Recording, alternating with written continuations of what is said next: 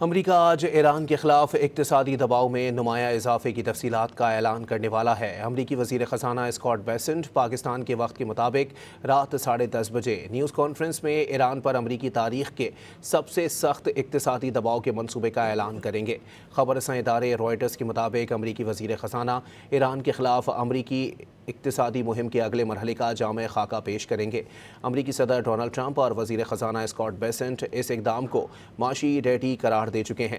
Writers کے مطابق Trump انتظامیہ تہران پر اقتصادی دباؤ بڑھانے کی تیاری کر رہی ہے، جس کے تحت امریکی محکمہ خزانہ ایران کے ساتھ تجارتی روابط رکھنے والی کمپنیوں اور ممالک پر عائد ثانوی پابندیوں کا دائرہ مزید وسیع کر سکتا ہے۔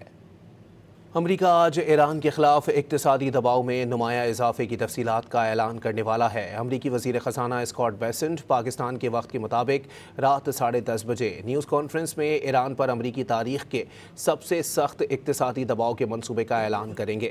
خبر رساں ادارے رائٹرز کے مطابق امریکی وزیر خزانہ ایران کے خلاف امریکی اقتصادی مہم کے اگلے مرحلے کا جامع خاکہ پیش کریں گے۔ امریکی صدر ڈونلڈ ٹرمپ اور وزیر خزانہ اسکاٹ بیسنٹ اس اقدام کو معاشی ڈیٹی قرار دے چکے ہیں۔